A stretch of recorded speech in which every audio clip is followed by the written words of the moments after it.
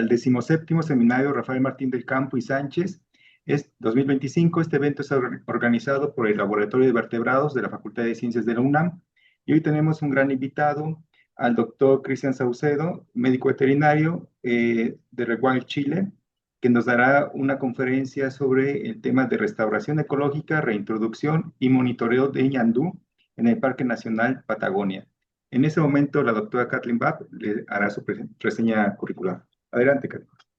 Buenas tardes, bienvenidos a este seminario. El día de hoy tenemos al médico veterinario zootecnista Cristian Saucedo, que es veterinario de la Universidad de Chile y director de vida silvestre de la Fundación Rewilding Chile, organización legado de Tompkins Conservation.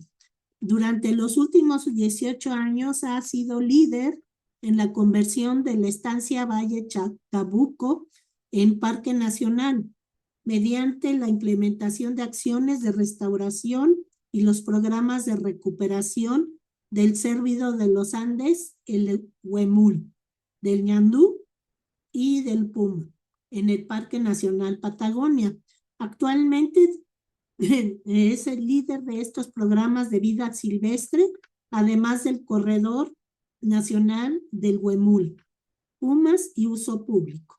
También se ha dedicado al monitoreo y liberaciones de los cóndores, de gatos chicos y de expediciones de vida silvestre en el futuro Parque Nacional Cabo Froward, entre otros. Cristian además es National Geographic Explorer y por su vasta experiencia en el estudio y conservación de este cérvido de los Andes, es miembro del grupo de conservación de especialistas de cérvidos de la Unión Internacional para la Conservación de la Naturaleza. Ha colaborado con muy diversas organizaciones, con la Corporación Nacional Forestal, con la Administración de Parques Nacionales de Argentina, la Wildlife Conservation Society, el Comité Pro Defensa de la Flora y Fauna, entre muchas otras. Agradecemos mucho su presencia hoy en día en este seminario y pues le cedemos la palabra, doctor. Muchas gracias. Primero que nada, quisiera dar las gracias a Noé Pacheco, también a la doctora Kathleen Babb por la posibilidad de compartir un poco de lo que venimos haciendo acá lejos, en el sur del continente americano, específicamente en el área de la Patagonia chilena, y contarle, digamos, parte del trabajo que desarrollamos acá y un poco concentrarme un poquito en lo específico que hemos venido desarrollando en cuanto al trabajo con el ñandú o choique, esta especie de avestruz patagónica que vive en estos ambientes. Así que voy a compartir la pantalla.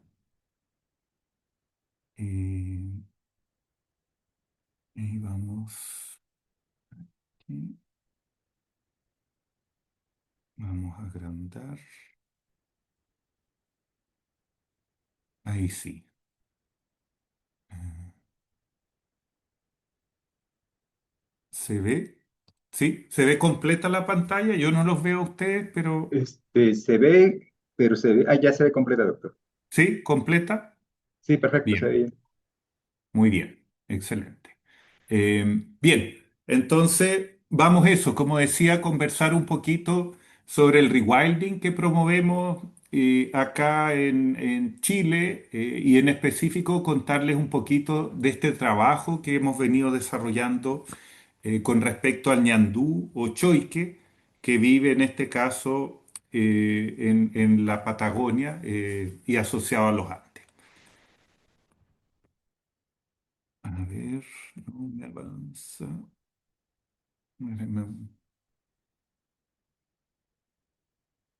¿Por qué no me...? A ver, voy a dejar de compartir. Algo pasa que no me deja...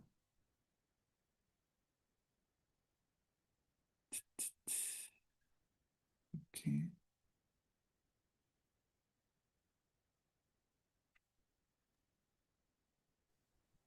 compartir de nuevo.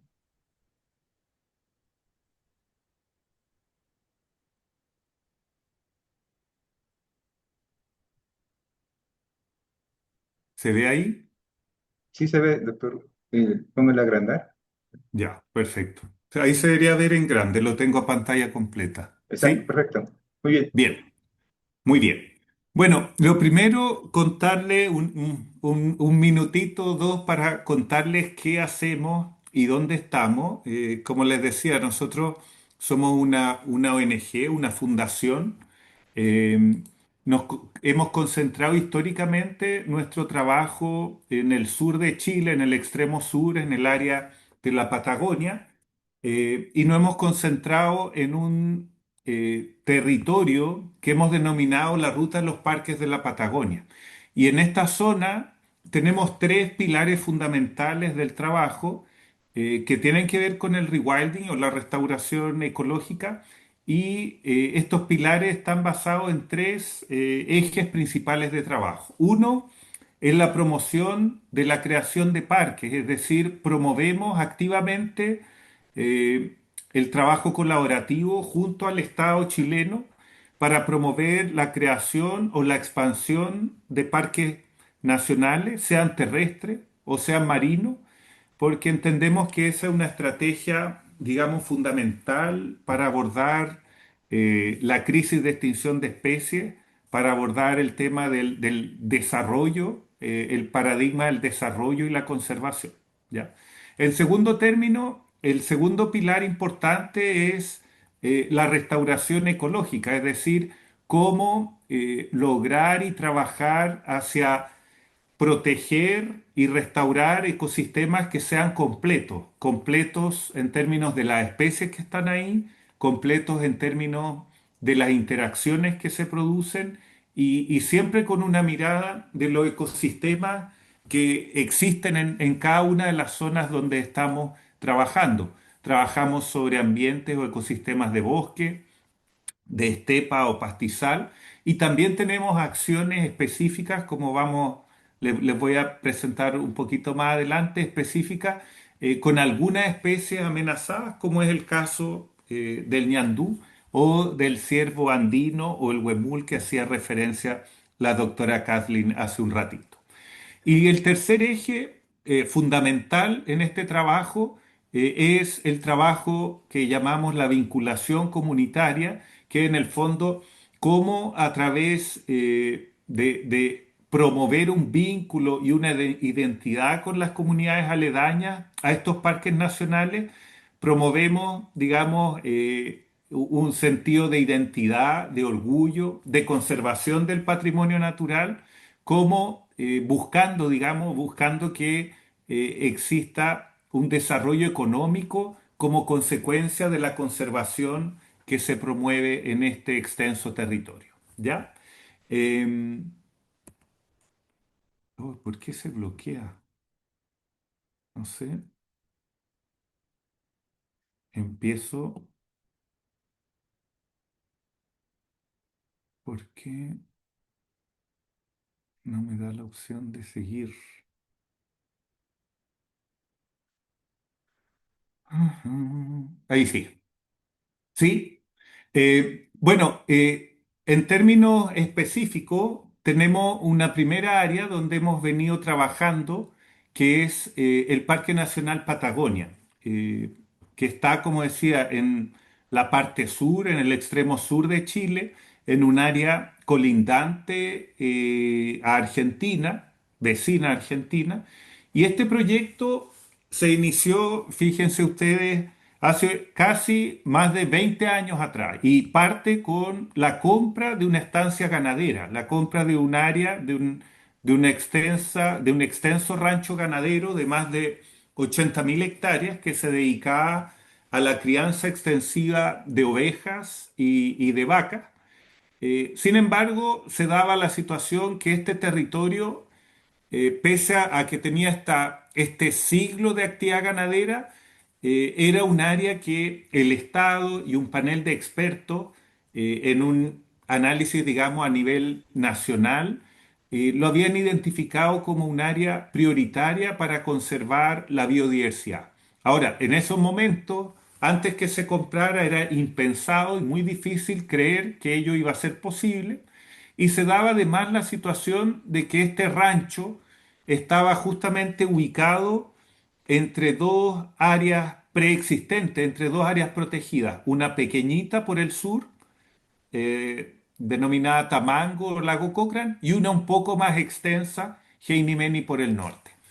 La proyección en ese momento, o el plan, digamos, en términos muy simples, era primero desarrollar acciones sobre el ecosistema en términos de reducir toda la ganadería asociada a los herbívoros domésticos, ovejas, vacas, reducir las malas prácticas respecto las interacciones con los predadores, ¿no es cierto? Conocido es que en los ranchos, en las estancias, siempre la producción ganadera va en choque directo con la presencia de no solo los predadores nativos, sino que con los herbívoros silvestres, por la suerte de competencia por la comida. Y de alguna forma este proyecto representaba digamos, esta oportunidad de convertir esta área que está reconocida como importante para la biodiversidad, pero que hasta ese momento no había podido ser protegida porque era un terreno privado. Nosotros como fundación llegamos, gestionamos recursos, logramos la compra de esa extensa estancia, que en ese momento tenía algo así como 80.000 hectáreas, y siempre con el objetivo muy claro de, junto al Estado, primero desarrollar todas estas acciones de restauración sobre el paisaje, sobre el ecosistema, el remover los herbívoros domésticos que estaban ahí y dar espacio a que se produjera una recuperación natural, ¿no es cierto? Un rewilding, una restauración gradual de varios componentes del ecosistema. Eh, entonces, aquí de manera muy resumida están descritas algunas de las interacciones. Teníamos un rancho, una estancia de más de 30.000 ovejas, teníamos predadores principales, digamos, el puma como el predador tope del sistema y el zorro culpeo. Y teníamos un herbívoro silvestre grande, el más grande que tenemos en Chile en lo terrestre, guanaco y huemules. Entonces, dado que empezamos este proyecto y dijimos, no se va a dar caza al puma, no se va a dar caza al zorro, existían, digamos, preguntas respecto a qué impactos iba a tener esto a nivel ecosistémico, ¿ya? Em, a ver, aquí está para avanzar. Listo. La Patagonia tradicionalmente ha sido vista como un territorio privilegiado y existe, digamos, muchas veces la pregunta de cómo está concebido o geográficamente descrita la Patagonia. Y la verdad es que según el criterio que uno ocupe, hay varios elementos que se pueden tomar en cuenta para definirla. Hay elementos ecosistémicos, hay elementos culturales, hay elementos de la flora, de la fauna, etcétera.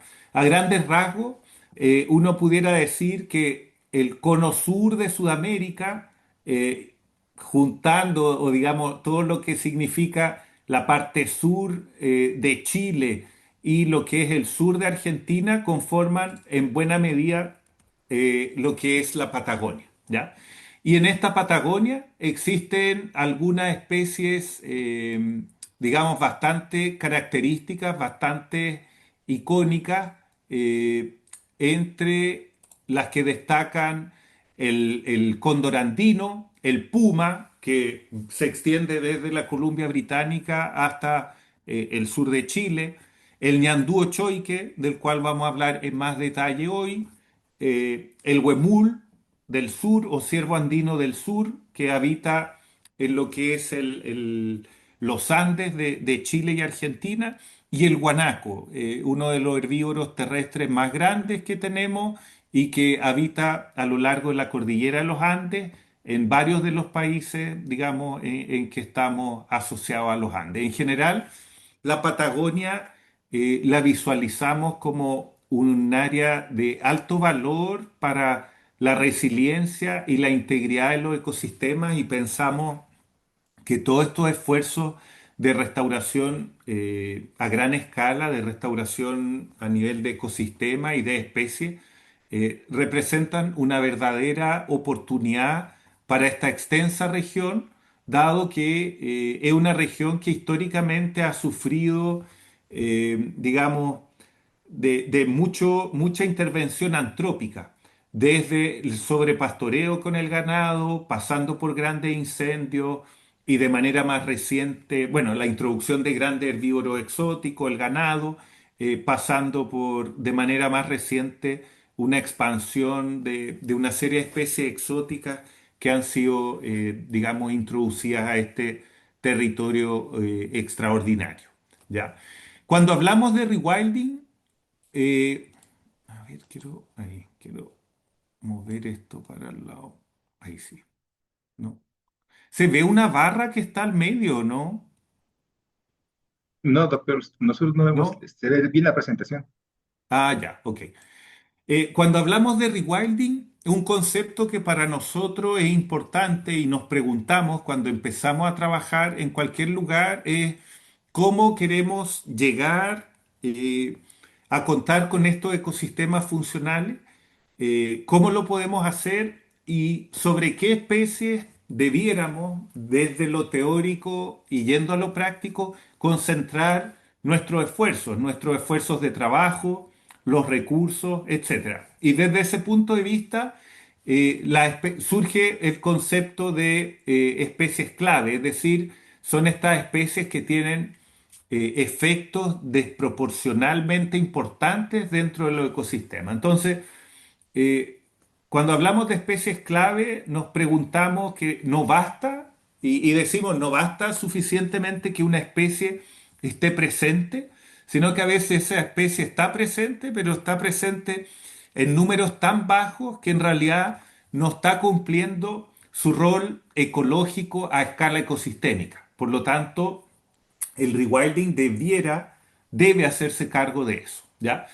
Cuando estas especies clave no están en estos números en que cumplen su función y su rol ecológico, estamos hablando claramente de que existe una extinción funcional, ¿no es cierto? Que en general precede, ocurre antes de la extinción numérica o ya la extinción efectiva de cuando ya la especie deja de existir. Entonces, muchas veces el rewilding se enfrenta a especies o que están derechamente extintas o que están en números tan reducidos que en realidad no están cumpliendo su rol ecosistémico, ¿ya?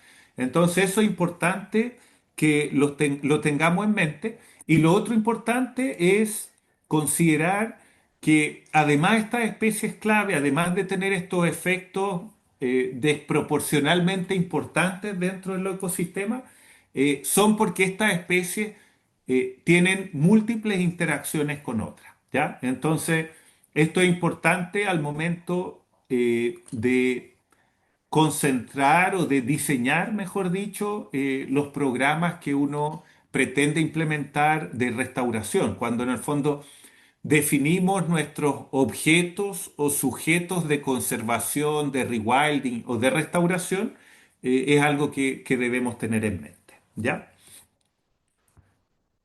Luz. Entonces, esta imagen refuerza un poco el concepto que recién hacía referencia y que tiene que ver con que estos ecosistemas completos muchas veces alguien pregunta, bueno, pero este ecosistema completo es de hace 100 años, hace 200 años, hace 1000 años, y en realidad hay varias acepciones del concepto de rewilding. En general nosotros como que arbitrariamente definimos y hablamos de las extinciones de los últimos 200 años, ¿ya?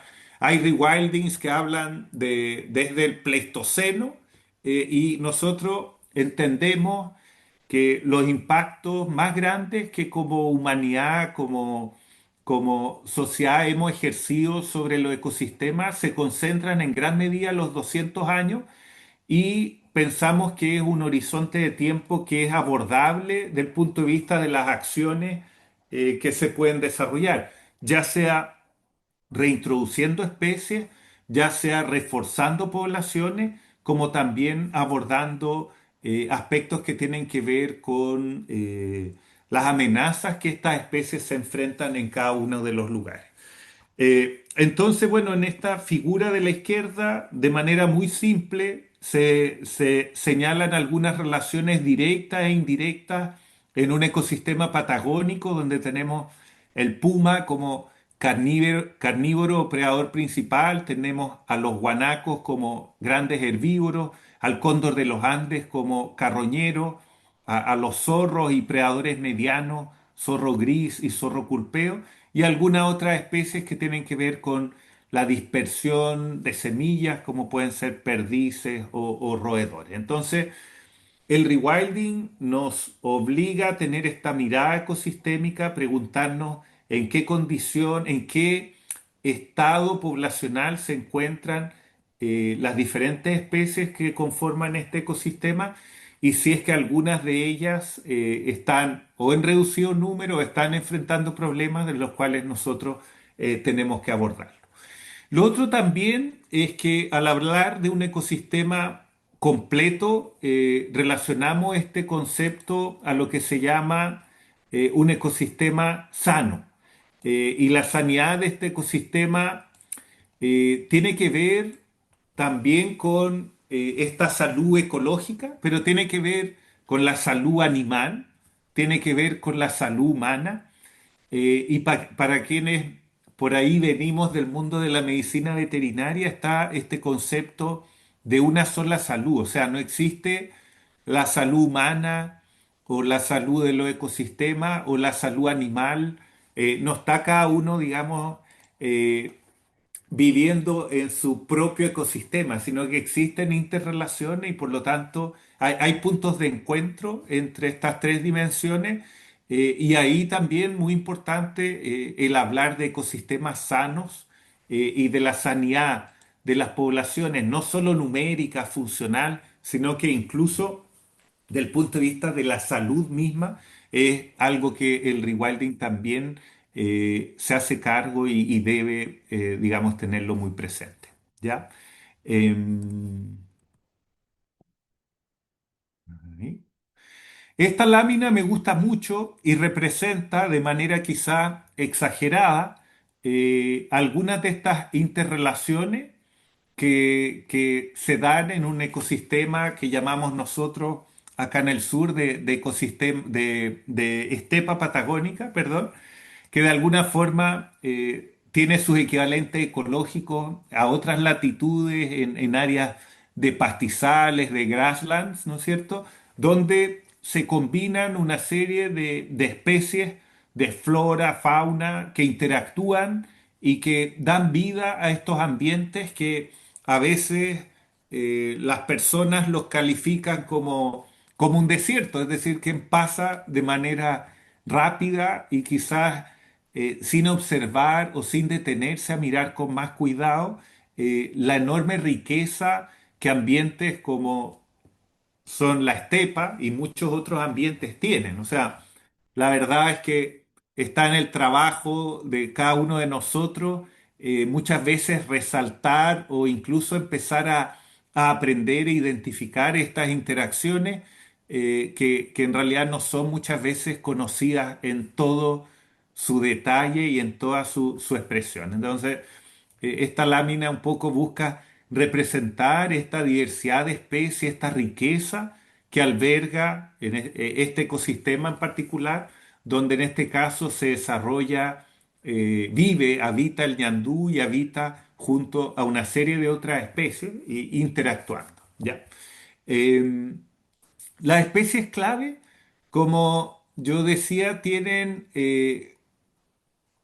cumplen roles importantes dentro de la cadena alimentaria, y estos roles tienen que ver con su distribución y abundancia.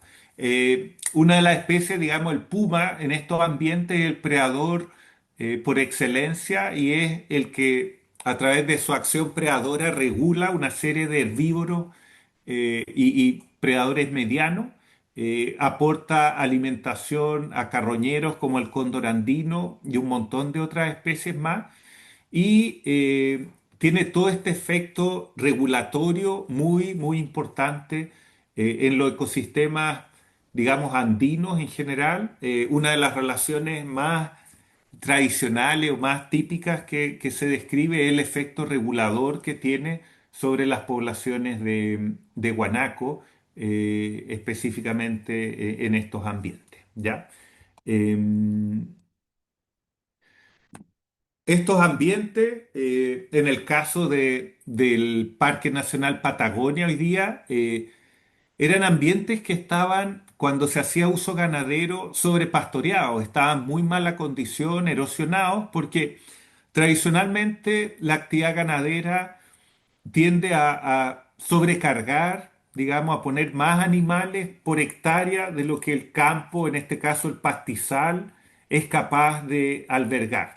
Entonces, desde ese punto de vista, como que este pastizal, en la medida que logramos remover el ganado, logramos venderlo gradualmente y que el ecosistema se pudiera hacer, digamos, pudiera gradualmente ir recuperando, la condición de este pastizal fue gradualmente mejorando, ¿ya? Em,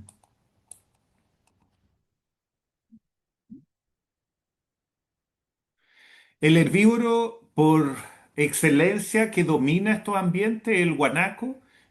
Hay estimaciones a nivel de Sudamérica que los guanacos llegaron a alcanzar más de 50 millones. Hoy día se encuentran muy por debajo de esos números, y son un buen ejemplo de cómo las diferentes actividades antrópicas los fueron confinando, reduciendo no solo su distribución histórica, sino que su distribución numérica. Y con ello no solo, digamos, afectaron al guanaco como especie, sino que afectaron a las interrelaciones que esta especie tiene con las otras, tanto con sus predadores como con el pastizal, y, digamos todo lo que los predadores generan como beneficio, como aportes tróficos a otros niveles del ecosistema, ¿ya? El cóndor andino, el caracara, son una de varias especies que son beneficiadas por las carcasas que deja el puma, que dejan los zorros en estos ambientes, y que de alguna forma significan todo un ciclaje de nutrientes, todo un flujo de energía y nutrientes en los diferentes niveles tróficos. Em, en términos de qué hábitos tienen estas especies claves que yo les decía, la verdad es que pueden tener diferentes hábitos, no necesariamente son siempre carnívoros, no necesariamente son siempre herbívoros, hay también especies frugívoras, y la verdad es que aquí el rewilding lo que intenta es primero identificar estas especies, y segundo, desarrollar acciones concretas sobre ellas de manera de poder revertir estos procesos, sean de disminución poblacional o de recuperar las relaciones tróficas que existían, o que existían entre estas especies y otras, ¿ya? Y por ello que, digamos, de manera tradicional, si uno revisa a nivel global, las iniciativas de rewilding tienden a concentrarse, tienden a focalizarse sobre grandes carnívoros, sobre grandes carroñeros, sobre herbívoros, sobre especies frugívoras, ¿ya? Porque se entiende que es ahí donde uno puede lograr más efectividad y un mayor impacto a nivel cascada dentro del ecosistema. ¿Ya? Eh, Aquí está el concepto que yo les señalaba de que si bien todas las especies, digamos, todos sabemos, son importantes los ecosistemas y no nos da lo mismo perderlas, pero estas especies claves tienen esta influencia desproporcionada dentro del ecosistema, ya que determinan muchas veces la distribución y la abundancia de donde vive esta especie y otras. Y de esa forma ejercen un efecto de modulación del uso de la presión de pastoreo, si se trata de un herbívoro, o de las densidades de, por ejemplo, predadores medianos como pueden ser zorros o gatos de tamaño chico y mediano, felinos de tamaño chico mediano, ¿ya? En el caso del ecosistema andino o de estepa patagónica, digamos, la relación más tradicional es esta que se rescata del puma. Ahí vemos un puma que cubrió al guanaco, hace uso de ese recurso trófico por 2, 3, 4, 5 días, lo cubre, lo esconde de manera que las especies carroñeras como el cóndor no los puedan encontrar, y de esa manera el puma puede hacer uso de toda la energía que invirtió para cazar ese guanaco y puede consumirlo durante varios días. Si se trata de una hembra con cachorro, lo mismo, con la diferencia que dependiendo del tamaño que tengan los cachorros, va a tener que volver a cazar probablemente en 2 o 3 días, ya que son mucho más bocas que se están alimentando de la misma presa. Un guanaco en general, un animal adulto, pesa del orden de los 100, 120 kilos, y los pumas, dependiendo si se tratan de macho o hembra, las hembras por lo general andan en el orden de los 30, 40 kilos, y los machos en la Patagonia, al igual que en la Columbia Británica, pueden ser bastante grandes, pueden alcanzar pesos de 60, 80 y hasta 90 kilos, ¿ya? Entonces, esa especie va a requerir una biomasa de presa bastante considerable en un escenario en que los herbívoros domésticos disminuyeron, ya no están, y va a tener que hacer uso de los herbívoros silvestres disponibles. Eh, Esta es una gráfica bien interesante que da cuenta de, de este rol que tienen en este caso los pumas en los ecosistemas y la biodiversidad. En nuestro ecosistema en general no conocemos en detalle estas interacciones, pero sabemos que tantos predadores como presas están aportando a estos ciclos, aportan nutrientes y hábitat para especies de invertebrados, proveen de muchísimo aporte al suelo y a la diversidad de las plantas, permiten acceder que mamíferos o carroñeros pequeños, como son los armadillos, puedan acceder a alimentos de manera más fácil.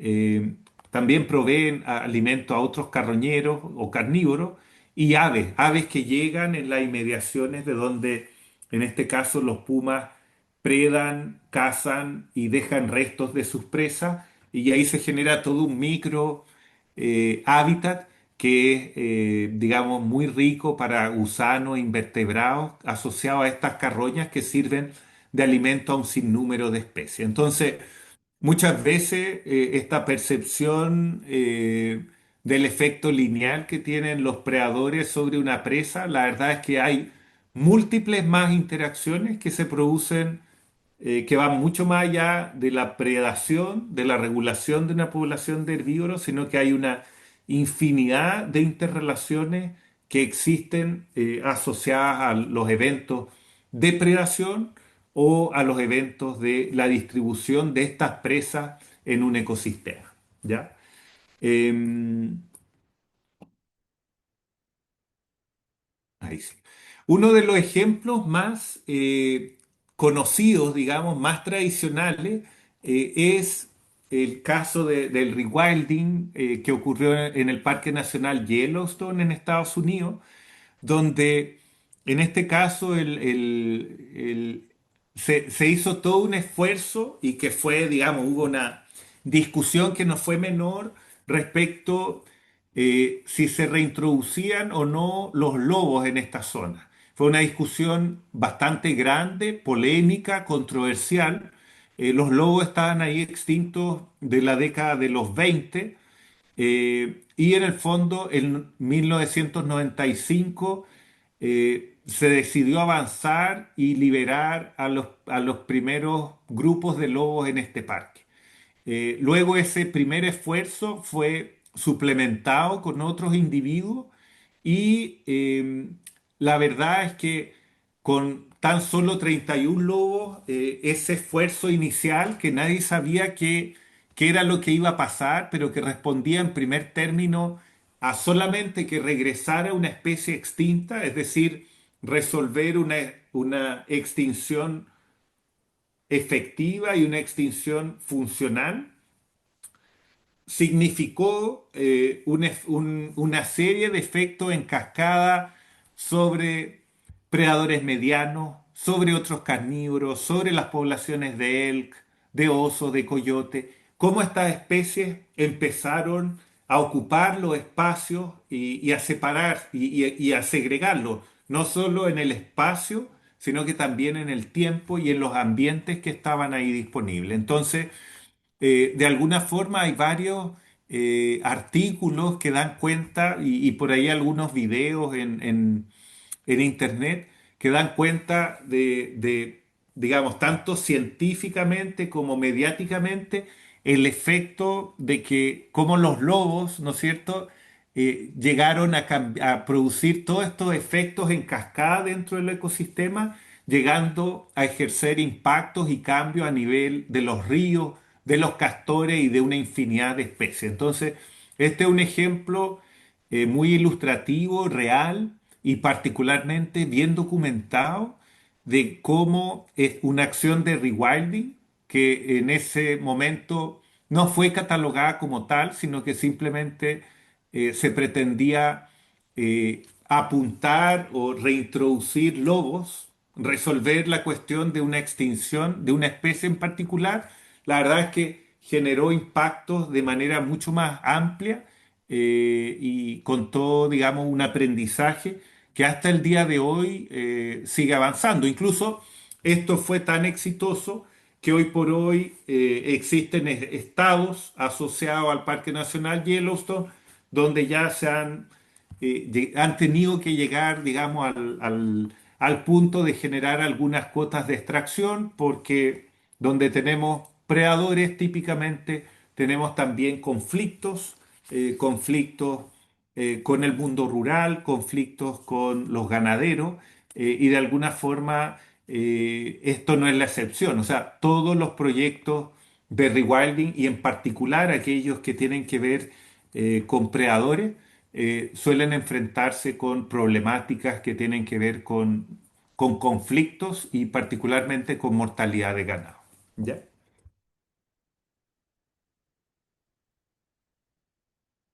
Y bueno, esta área tradicional de Yellowstone pasó, digamos, a ser un área donde el lobo se convirtió en un imán, en un atractivo muy importante. Su regreso significó y significa hasta el día de hoy, eh, digamos, un turismo directamente relacionado a la vida silvestre y a estas interacciones que se han restituido producto del regreso del lobo a estos ambientes. ¿Ya?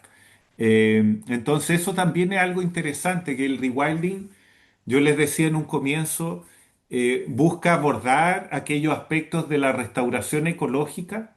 Se da muchas veces asociado a las áreas protegidas que se convierten en estos núcleos de acción, en estos núcleos de áreas de conservación que son muchas veces los parques nacionales y buscan generar este vínculo o este círculo virtuoso relacionado al turismo en naturaleza, al vínculo con las comunidades vecinas, que muchas veces tiene esta expresión que vemos. gente recorriendo y buscando a los lobos dentro de un parque nacional. Situaciones como esta se dan en todos los continentes con el regreso de los carnívoros o de grandes herbívoros y de alguna forma es también, digamos, un beneficio que trae la restauración y el rewilding. En este caso, para efectos de la presentación, yo estoy ocupando un poco restauración ecológica y rewilding como sinónimos, más allá de que puedan haber diferencias conceptuales si nos vamos al detalle, pero a grandes rasgos, entendiendo que el rewilding se hace cargo de la restitución o la recuperación de las relaciones funcionales dentro de un ecosistema. ¿Ya? Em,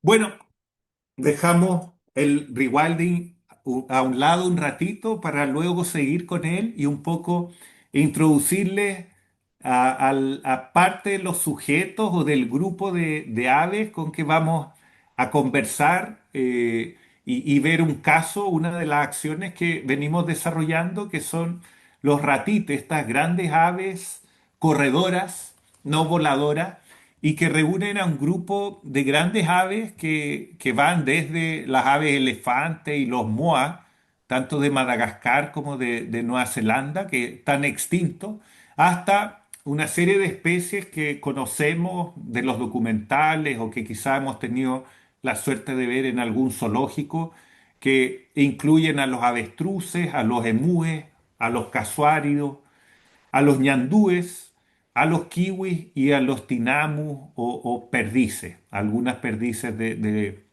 esa familia. Estas son aves, digamos, bastante impresionantes, muy grandes, con una anatomía totalmente distinta y bastante más primitivas y pertenecientes a otra rama del resto de las aves que conocemos. Entonces, de- desde un inicio ya son, digamos, reúnen varios atributos que la hacen muy distinta a la mayoría de las aves que conocemos. Principalmente son corredoras y tienen sistemas de apareamiento que son un tanto diferentes también al resto de las especies que conocemos.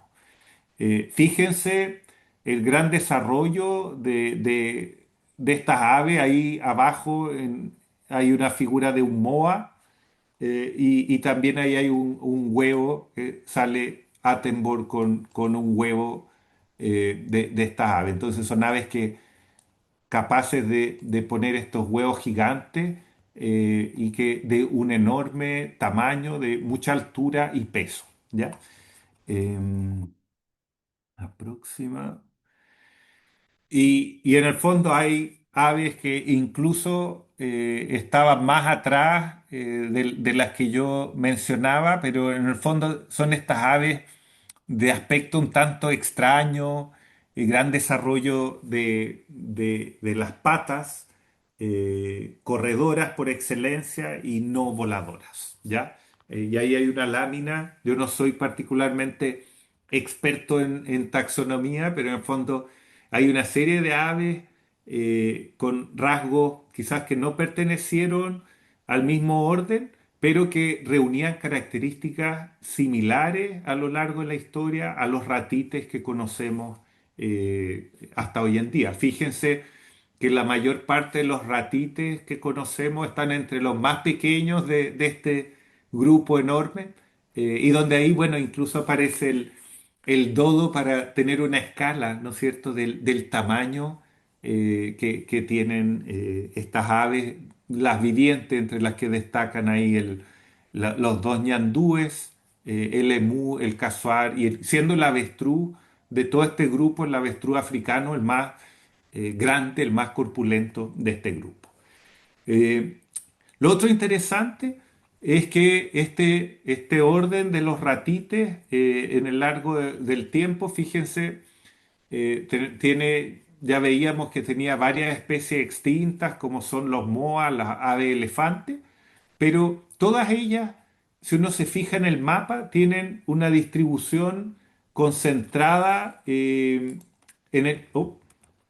el hemisferio sur. en lo que es Sudamérica, África, Australia, Nueva Guinea y Nueva Zelanda. Los kiwis están ahí incluidos también. Entonces, y tienen esta anatomía tan particular, tan única que yo les comentaba. Entonces, eso es algo interesante, que en gran medida estas especies están concentradas en el hemisferio sur de nuestro planeta.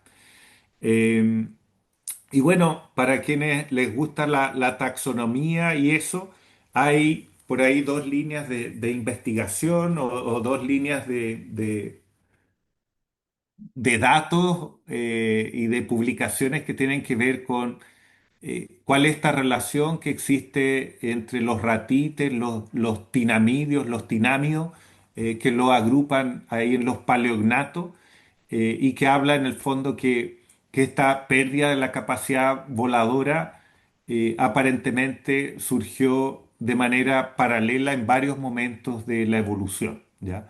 Y bueno, están por ahí algunos, los tiramidios en particular, todos tienen cierta capacidad voladora, pero no así los otros miembros de los ratites, ya dentro de los paleognatos. Em, bueno, avanzando un poquito en la presentación de la especie con que vamos a revisar el caso, está este ñandú petizo o ñandú de Darwin o choique, que es el que está en la fotografía de arriba, un ave grande de unos 25-35 kilos, que puede llegar a alcanzar velocidades de 60-65 kilómetros por hora. Habita por lo general ambientes de estepa, de pastizales patagónicos, también un poquito en el área andina, en el norte andino. Vamos a ver ahí que hay algunas diferencias. Y en general es una especie herbívora eh, que se alimenta de plantas, hierbas, flores, semillas, pero también de algunos invertebrados menores y vertebrados. Entonces, es como herbívora hasta por ahí nomás, y tiene, digamos, bastantes particularidades sociales y son bastante gregarios, ¿ya? Les gusta, digamos, andar en grupo y desplazarse en grupo. Eh, en el caso particular de los Andes, esta especie, perdón, aquí me salté y no hice referencia a la diapositiva de abajo, que ese es el ñandú grande, que es bastante, como lo dice el nombre, más grande y más pesado que el ñandú de Darwin, que el ñandú de Darwin, vamos a ver un poquito más adelante su distribución, pero está concentrada, como decía, en la Patagonia y luego en la parte andina de Perú, Chile, Bolivia, Argentina. Pero el caso del ñandú grande es una especie que habita otro tipo de pastizal de temperaturas más altas, y donde en el fondo está ahí sur de Brasil, Paraguay, Uruguay, Argentina, ¿ya? Tiene ciertas similitudes físicas, pero es bastante más grande, tiene ese cuello con oscuro en su base, y habita, digamos, estos pastizales más templados, más subtropicales de estos países que mencionaba. Algo interesante de notar es que trátese de choiques o ñandúes, tienen, digamos, diversas manifestaciones dentro de la cultura histórica. Hay danzas, como la danza del choique, hay una constelación que se le atribuye a la pata del choique, hay una danza esta la danza del choique, y existen, digamos, distintos reconocimientos, incluso en pinturas rupestres, en diferentes puntos de los Andes, que hacen relación con el reconocimiento que quienes habitaron antes que nosotros hacían a esta especie, que incluso era ocupada, como muchos otros herbívoros, como un recurso alimenticio, pero también un recurso del punto de vista del combustible, de la grasa que proveen, y fueron, digamos, especies muy importantes para la sobrevivencia, y los movimientos que realizaban estos grupos nómades en los Andes o en las estepas patagónicas. Em, Esta es una foto interesante, este es un sitio arqueológico en la Patagonia y si se fijan aquí, no sé si se ve el puntero, pero ahí esa es una pata, estas son manos de personas con distintas técnicas de pintado y con distintas fechas. Se ve esto que pudiera ser como la cordillera, un cordón montañoso.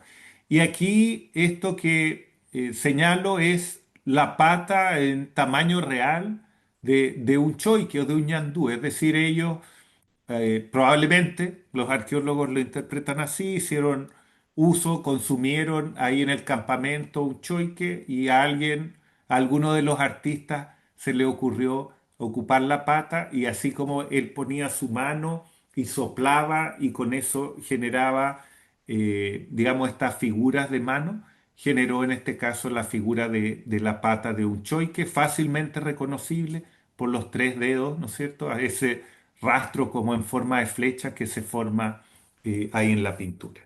Así que bien interesante que desde tiempos pretéritos ha existido una relación, un reconocimiento, una interacción de estos ratites con las personas que nos antecedieron donde sea que hayamos habitado. Eh, Esta diapositiva es un poco para compartirles el caso de dónde viene esta denominación del ñandú de Darwin. Y esto viene de cuando Darwin estaba en su recorrido en el Beagle, explorando la Patagonia, y él había escuchado relatos, había conocido el ñandú grande, ¿no es cierto? El Greater Rhea que hacía referencia, pero había escuchado relatos que había otra especie, que era más pequeña. No la había visto hasta un momento y por ahí se relata que en una cena de Navidad estaban comiendo ría estaban comiendo ñandú en un banquete y que Darwin en el fondo se da cuenta por los restos que estaban servidos, se levanta de la mesa y va a la cocina a rescatar los restos de esta ave que estaban consumiendo.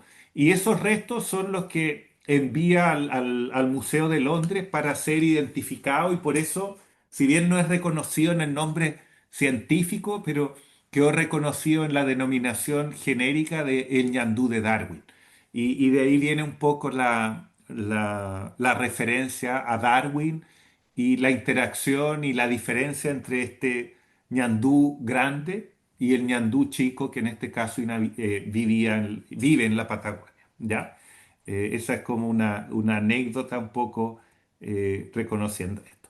Desde el punto de vista de las características físicas, yo les decía que hay un ñandú de la Patagonia, un ñandú del sur, que es el que está abajo, aquí en la figura, que tendría un poquito más de blanco, que inicialmente está catalogado como una subespecie distinta a la que habita en la parte norte, que es la de más arriba, que sería un poquito más oscura con un poco menos de blanco. Y los polluelos y los juveniles son bastante poco, digamos, diferenciables.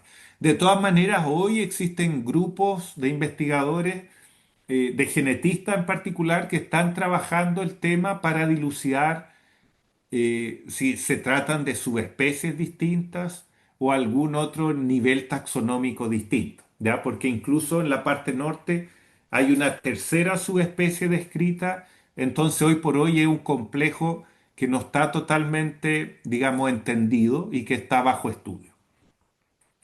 Y acá el suri que yo recién les mostraba acá, que vendría a ser el de arriba de la lámina, el suri que habita las áreas de altiplano, habita el sector norte de Chile, Bolivia, Perú, noroeste de Argentina, ¿ya?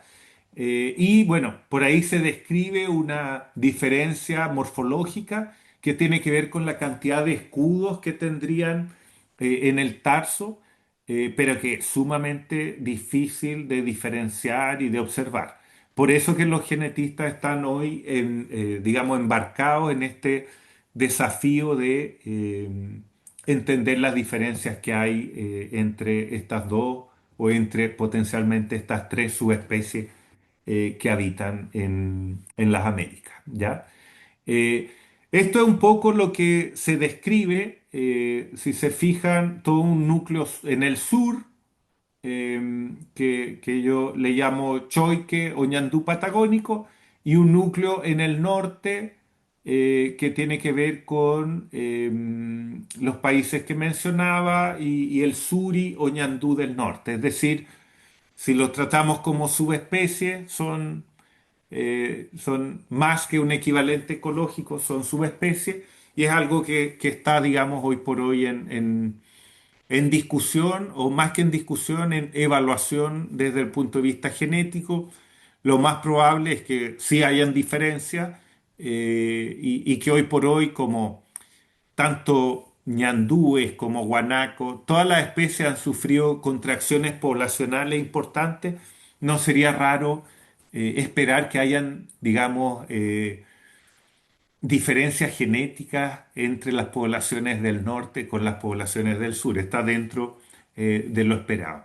En el norte pueden incluso llegar a alturas de más de 2.000 metros sobre el nivel del mar. Así que en ambientes, digamos, bastante, muchas veces hostiles, marginales, duros, con extremas de temperatura, extremas ambientales importantes, pero son aves muy, muy resistentes y adaptadas a estos ambientes. Eh, por lo general, independiente de dónde hayan vivido, les ha tocado enfrentarse a amenazas de orden antrópico, de humano.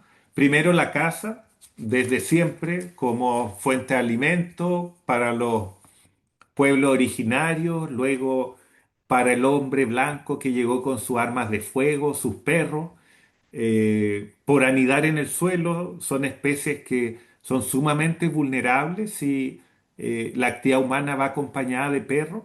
A su vez, los huevos, al estar en el suelo, se convierten en una fuente de proteína importante y de fácil acceso. Los pastizales, por ser áreas interesantes o atractivas desde el punto de vista de la ganadería, no es raro que se genere una suerte de competencia entre la ganadería y la presencia de estas aves en esta zona.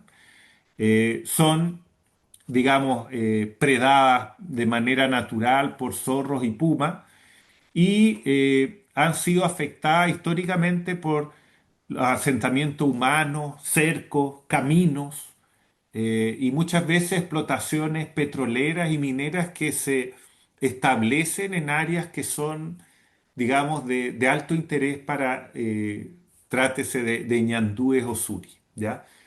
Hoy por hoy no se sabe, como en muchas especies, en qué medida los fenómenos climáticos extremos pueden llegar a afectar o a ser un factor adicional a estas amenazas que menciono.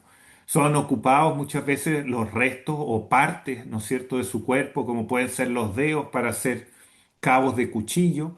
Y bueno, como decía, los nidos son muy predados, son depredados y intervenidos muchas veces de manera eh, proposital por parte de la gente o por perros, por una mala tenencia de perros en el mundo rural, ¿ya?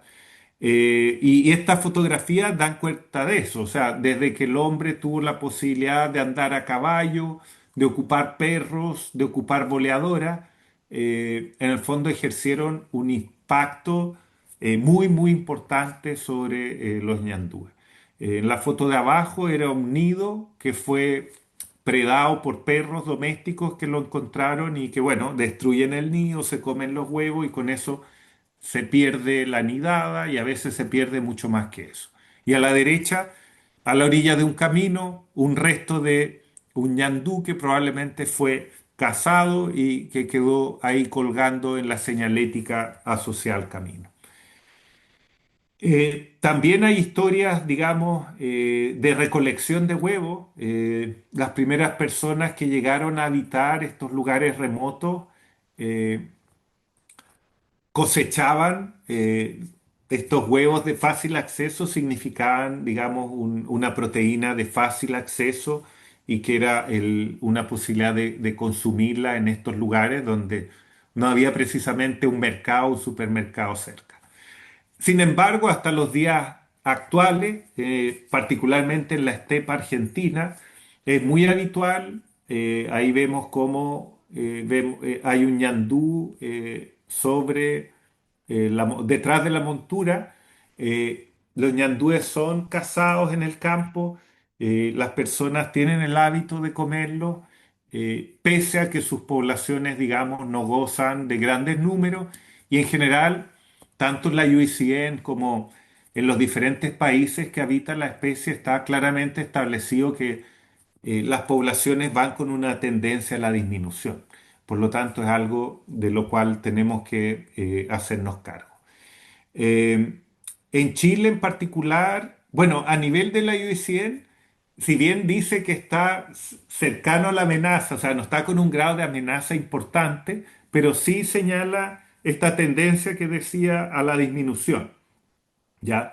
En particular en la zona de Aysén, donde estamos trabajando, acá en el Parque Patagonia, la especie está considerada en peligro de extinción y a nivel nacional está en categoría vulnerable, ¿ya? Es el cuerpo legal, digamos, más fuerte a nivel nacional y existe un segundo cuerpo legal que se llama Ley de Caza y ahí la Ley de Caza también reconoce que la especie está en peligro, ¿ya? Entonces, y esta es la razón, digamos, que promueve y que dice que nos mueve a nosotros a trabajar por el ñandú y en el fondo abordar poblaciones marginales de la especie que están presentes en la Patagonia, ¿ya? Aquí hay algunas fotografías que dan cuenta de estas particularidades que ya he ido señalando. Son grandes corredores, tienen un gran desarrollo de sus patas, ¿no es cierto? Si miramos los dedos son distintos a los de un avestruz. Abajo a la derecha, digamos, en la lámina de la derecha abajo, vemos a la izquierda un dedo de avestruz y a la derecha un dedo de ñandú. Tienen garras un poquito más desarrolladas, tienen tres dedos a diferencia del avestruz. Y tienen un gran desarrollo, fíjense en la imagen del cráneo, el enorme desarrollo de los ojos, todo el espacio que ocupan los ojos dentro de ese cráneo y que da cuenta de lo visuales, ¿no es cierto?, del sentido de la visión, de lo agudo y de lo importante que es para el ñandú. Literalmente lo que hace frente a una amenaza es correr. Ese es su medio de defensa más importante. Y esta combinación de colores café, blanco, son verdaderos semáforos entre ellos, ¿no es cierto? Entonces, a lo que uno de ellos ve que el otro se empieza a mover de manera acelerada, eso desencadena un efecto de huida de todo el grupo, eh, donde sea que esté expuesto a alguna amenaza, ¿ya? Em,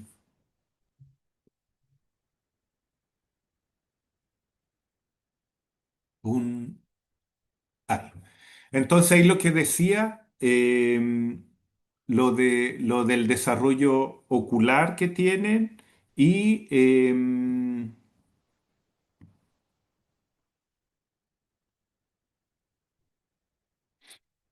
ahí sí. Aquí otras imágenes que dan cuenta de dónde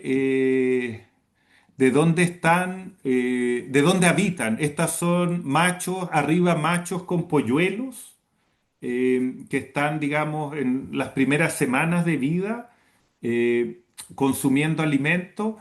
A la derecha arriba un animal juvenil y en la parte de abajo a la derecha un adulto. Y abajito los denominados charitos o polluelos de choique o ñandú, ¿ya? Que son 100% dependientes del macho, quien es el encargado de proveer del cuidado parental. Em, Aquí en esta imagen se ve, primero, da cuenta de lo difícil que muchas veces verlo en el ambiente, ¿no es cierto? Aquí donde tengo el cursor está el macho y estas pelotitas chiquititas son charitos o polluelos que van con el papá, con el macho.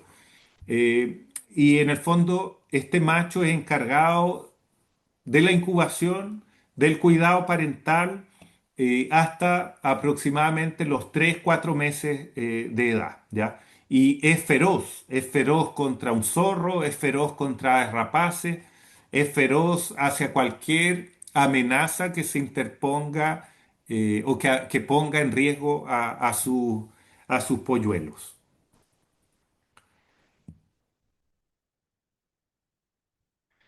Algo interesante de mencionar es que es una especie que se aparea con diferentes hembras, entonces son polígamos, ¿ya?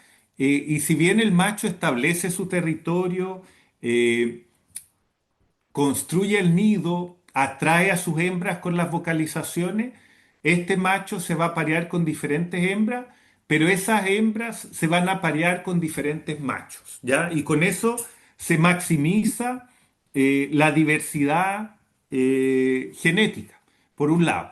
Los nidos que son en el suelo pueden llegar a contener hasta 30 huevos, entre 12 y 30 huevos, y tienen un periodo de incubación de 42 días.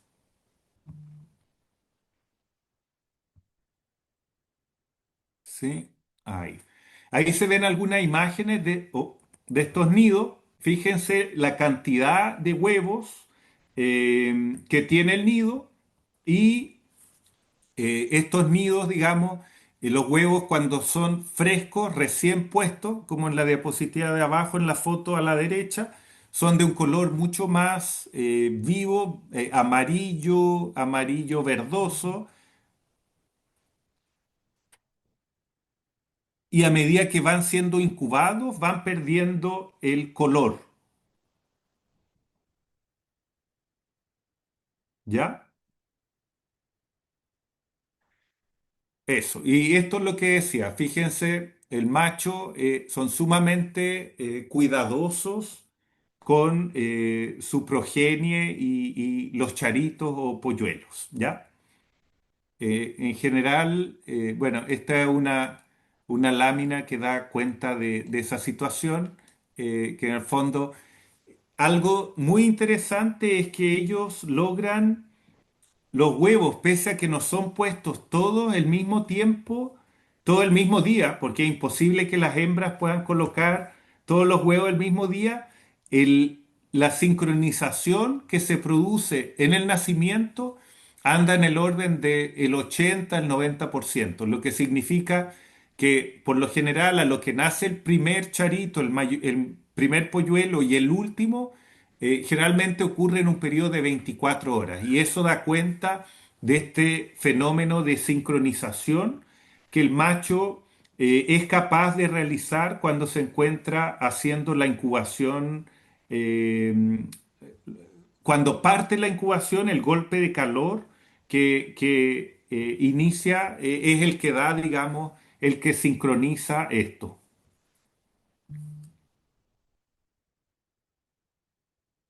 A ver, se me trabó de nuevo. Ahí sí. Y miren, hay un charito entre las alas del papá. Los papás, pese a su enorme tamaño, son muy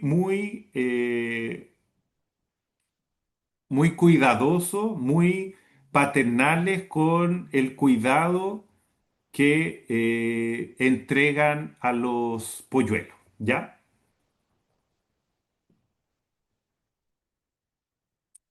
Aquí, ahí, fíjense las enormes patas del papá, los pequeños que están a sus pies y digamos el macho es sumamente cuidadoso con con sus pequeños y brinda los mayores cuidados. Es una especie nidífuga, es decir, tienen 24 horas o a veces un poco menos para nacer y salir del huevo. A veces, no es raro, obviamente, no todos los huevos logran sincronizarse, pero como decía, anda en el orden del 90% la cantidad de huevos que se sincronizan. Algo que hemos sido capaces de hacer en el tiempo a partir de observaciones tanto en la naturaleza como en el centro de reproducción, eh, ha sido poder, ¿cómo se dice?, catalogar o identificar las conductas anuales en las diferentes estaciones del año. Esto es útil porque dependiendo de la latitud en que se encuentre la especie, van a haber diferencias entre ellas, ¿ya? Eh, y así es como se pueden establecer las conductas de establecimiento de territorio, de cantos de los machos, entre abril y septiembre, luego entre julio y septiembre, las cópulas, los bailes que hacen los machos, la construcción de nidos. Eh, Hoy por hoy nos encontramos ya en periodo de incubación, tanto en el medio silvestre como en los centros de reproducción en que manejamos la especie, y luego viene el periodo de crianza a medida que los charitos van naciendo y creciendo, ¿ya? Sin embargo, estos charitos están obviamente expuestos a una serie de predadores, predadores alados, aves rapaces, diferentes especies, águilas, caranchos y también mamíferos terrestres. Estas son fotos de una cámara trampa que colocamos en un nido abandonado que encontramos, y lo que hicimos fue poder ver qué predadores, digamos, se paseaban por este ambiente. Eh, Vemos al puma, vemos al zorro, vemos abajo a la izquierda al armadillo o peludo, al hurón o quique y al gato de los pajonales. ¿Ya? Estos son algunos de los predadores y que determinan, digamos, una mortalidad importante sobre los charitos, sobre los polluelos de esta especie en la zona. Estas también son imágenes de estas mismas cámaras trampa que dan cuenta de actividad de ñandú. Fíjense ahí el zorro se va llevando un huevo, también el cóndor que llega a alimentarse de huevos y el carancho o caracara que llega a consumir restos de esos huevos. Aquí no, digamos, aquí señalo algunas poblaciones sobre las cuales hemos estado trabajando y monitoreando en Chile en particular. Los cuatro pines representan el área de más al norte, una estancia privada, luego el Parque Nacional Patagonia, luego el Parque Nacional Torres del Paine y el Parque Nacional Paliaique, ¿ya? Es una especie que está presente en estancias y áreas de uso ganadero y agropecuario, y, y hoy por hoy existe, va recuperándose en algunos lugares, ¿ya? En Aysén teníamos un problema de que la población era sumamente reducida en el área del Parque Nacional Patagonia y estaba separada por más de 200 kilómetros de la población de Baño Nuevo en Chile. Por lo tanto, esta población silvestre tenía no más de 20 individuos y por lo tanto estuvimos un tiempo viendo qué podríamos hacer para evitar esa extinción local, ¿ya? Esta, por ejemplo, es una imagen que retrata esta interacción que se produce entre la especie y la actividad ganadera, esto en una estancia ganadera. Y bueno, en esta estancia, si bien se producen por un lado interacciones que son, digamos, beneficiosas o positivas, también no es raro a raíz de los alambrados que se produzcan atrapamiento, ¿no es cierto? O que estos alambrados se convierten en una barrera para ñandúes, para choiques, también para guanacos, como en el caso de la fotografía. Y como les decía, la historia original de este lugar donde venimos trabajando era una ganadería que obviamente no tenía muy buena relación, no solo con los predadores, sino que con el ñandú, y el ñandú no era la excepción, ¿ya? El área del parque está en esta zona fronteriza argentina y ubicada entre dos grandes lagos, el lago General Carrera o Buenos Aires y el lago Cochrane. Hacia el oeste está el campo de hielo norte, ya en la Patagonia. Estos son los pastizales que conversábamos recién y en esta zona hemos venido desarrollando acciones no solo sobre el ñandú, sino que también sobre estas otras especies, el cóndor andino, el guanaco, el huemul o ciervo andino del sur, el zorro y el puma, ¿ya? En lo que denominamos en su momento el programa de especies amenazadas del Parque Nacional Patagonia. Y aquí es importante, me gustaría hacer un poquito de historia para poder contar cómo partimos. Ninguno de estos esfuerzos parte de la noche a la mañana con todos los medios que quisieran y partimos primero con una población sumamente deprimida, con menos de 20 ejemplares, muy pocos nidos en terreno, pocos huevos y con casos de nidos que eran saqueados, que eran intervenidos por terceros. Observábamos en general una poca sobrevivencia de los charitos en el medio silvestre y mucha acción antrópica en la zona, eventos de predación natural y también ataques de perros, ya provenientes de explotaciones vecinas. Eh, Tuvimos, no sé si la fortuna o la oportunidad, mejor dicho, de rescatar a dos charitos que fueron dos polluelos que se convirtieron en los primeros, digamos, los fundadores de un centro de reproducción que establecimos para la especie en la zona, ¿ya? Entonces, con esto en mente, nosotros nos definimos como algunos objetivos que a nosotros nos movía este programa que le denominamos el programa de conservación y recuperación del ñandú, que era evitar la extinción local, eso para nosotros era fundamental, aumentar numéricamente la población, conservar, hacer una conservación in situ, pero combinarla con un centro de reproducción y nos definimos como meta apuntar hacia alcanzar o acercarnos a un número de 100 individuos de vida libre en el medio silvestre, ¿ya? Y para eso creíamos que era fundamental colaborar y trabajar con los vecinos. Eh, Dentro de las primeras acciones que recién empezamos a desarrollar hicimos una evaluación del hábitat disponible. Nos dijimos, miren, ok, hay muy pocos ñandúes, están restringidos dentro del área, pero el hábitat, si bien a nosotros nos parece que pudiera vivir un ñandú y que hay hábitat disponible, se hizo una evaluación del hábitat disponible y para ello nos asociamos a la Universidad de Chile para hacer una evaluación y una caracterización de los ambientes que la especie se encontraba ocupando en el lado argentino, en estancias ganaderas ubicadas más al norte y más al sur donde nos encontrábamos nosotros, ¿ya?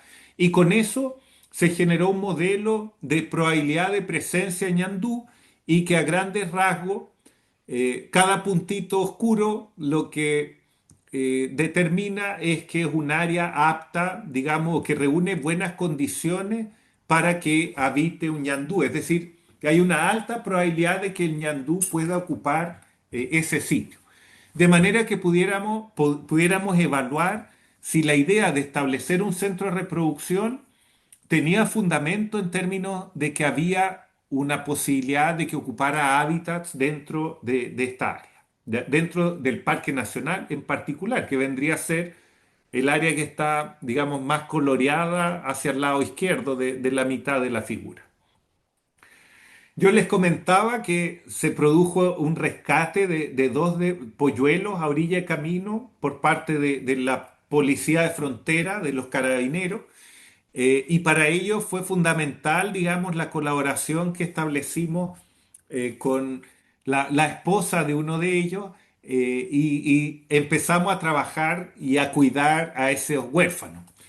A los pocos días, uno de nuestros guardafauna rescata un segundo polluelo, un segundo charito, y con ello nace la idea, nace, entre comillas, la excusa, porque la necesidad ya existía, pero la buena excusa para establecer un centro de reproducción que pudiera funcionar como una población silvestre que aporte individuos a esta deprimida población existente dentro de esta área, ¿ya? Ahora, sabíamos que en el fondo dos animales eran insuficientes para partir este centro, pero eran los que nos permitían, desde el punto de vista administrativo, presentar, elevar esta solicitud a la autoridad fiscalizadora relacionada a la fauna.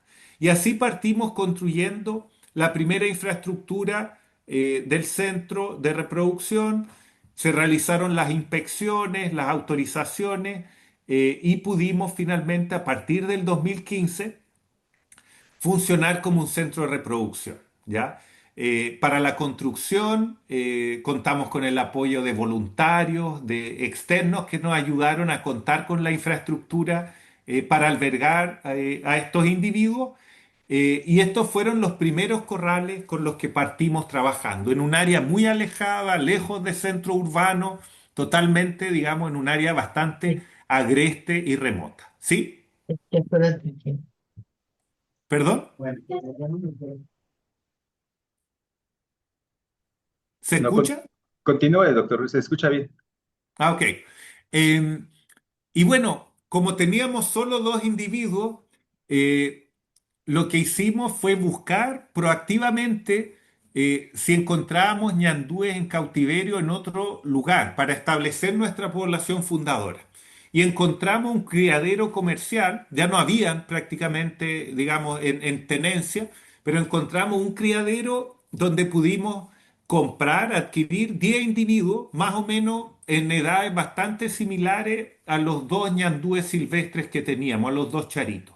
Y programamos un traslado aéreo de casi 1000 kilómetros eh, y que en el fondo llegamos con estos individuos dentro del Parque Nacional, digamos prácticamente en los márgenes del Parque Nacional. Entonces, este traslado de 10 polluelos cubrimos una parte importante del sur de Chile y arribamos con estos individuos al parque. Eran nuestros primeros pasos en cuanto a conformar este centro. No teníamos experiencia previa con la especie, empezamos a estudiar, a documentarnos y a valernos de una experiencia que existía en ese tiempo en Argentina. Un colega, el doctor Sarasqueta, médico veterinario, había trabajado por algo así como 20 años, pero en un enfoque dirigido a la producción comercial del choique o ñandú patagónico. Entonces, él tenía bastante identificado, por ejemplo, los cuidados que había que brindar, las raciones, la alimentación, la forma de incubar los huevos, etcétera. Entonces, todo ese conocimiento previo que existía, que si bien estaba generado con un fin comercial, a nosotros nos valió muchísimo para prevenir errores que pudimos haber cometido, pero sin prevenir que igual, como en cualquier caso, cometimos errores y se generaron aprendizaje en el proceso de cuidado, manejo de estos individuos, ¿ya? Estas son imágenes de cuando recién llegaron y toda la emoción y esperanza que reflejaron el arribo de estos individuos al lugar, el primer guardafauna que tuvo a cargo ellos y una vista, digamos, desde arriba de cómo en el tiempo esta infraestructura inicial, que era acotada, fue ganando, digamos, tamaño, lo fuimos convirtiendo en varios corrales continuos, conectados entre sí, que nos permitieran, digamos, hacer que estos individuos, a medida que iban creciendo, fuimos estableciendo grupos que pudieran reproducirse entre sí, ¿ya? Aquí ya se ven más crecidos los mismos individuos. Aquí ya totalmente, fíjense, desarrollados, con plumaje de adulto y ya conductas reproductivas. Ahí están corriendo dentro de los corrales. Y bueno, fuimos aprendiendo. Aquí, si bien existía todo este aprendizaje previo, cada lugar tiene sus propios desafíos y cada equipo también tiene que ir construyendo su propia receta para que la iniciativa, perdón, prospere en el tiempo, ¿ya? Estas son imágenes dentro de los corrales. Fíjense la buena condición de los individuos. En invierno les tocaba nieve. Como decía, sumamente adaptado a las extremas climática, las condiciones extremas del lugar. En la figura de la izquierda es un macho que está con su cuello engrosado y desplegando una actitud territorial en la época reproductiva. Esto, bueno, lo que les comentaba, pudimos establecer las conductas dentro del centro de reproducción y con ello tener detalles los cuales desconocíamos en la vida silvestre, ¿ya? Fíjense en esta foto, aquí hay un nido dentro del corral y aquí privilegiamos siempre la incubación natural, ¿ya? Es decir, conformábamos que cada corral tuviera un macho dominante con sus hembras y las hembras iban rotando de corral en corral y de esa manera maximizábamos la reproducción dentro de los corrales. En paralelo a ello, nos sucedió en más de algún momento que cuando un macho eh, o un corral, las hembras seguían poniendo nidos y el macho ya se había echado a incubar, había iniciado la incubación propiamente tal, nosotros eh, ensayamos y partimos aprendiendo la incubación artificial, es decir, esta desafío que significó qué hacemos con los huevos que nos sobraban, que no eran capaces de ser incubados naturalmente. Nosotros nos embarcamos en, a partir de los aprendizajes previos que existían, incubarlo artificialmente y con ello aprender cómo manejar estos huevos y ver cómo pudiéramos insertar estos charitos, estos jóvenes aves en el proceso, ¿ya? Aquí están los primeros charitos que nos tocó atender y junto con eso, en algunas temporadas, además de nuestro plantel cautivo, nosotros combinamos la extracción de huevos del medio silvestre, donde la población sí se encontraba en buenos números, para aportar, digamos, genética digamos, sangre nueva, ¿no es cierto?, a la población cautiva y con ello maximizar la cantidad de individuos que queríamos liberar. Aquí tengo que señalar que el ñandú le toma 3 años madurar sexualmente, por lo tanto, recién al año 3 empiezan a reproducirse, ¿ya? Eh, Estos son perdón, charitos nacidos en cautiverio, perdón, nacidos por incubación artificial, que vienen del medio silvestre y que lo estamos preparando para darle en adopción a un macho de nuestro centro de reproducción que tiene sus propios charitos, pero en el fondo queremos aumentar el N para ser liberado y por eso que en el fondo recurrimos a incubar a estos huevitos que provienen del medio silvestre, ¿ya?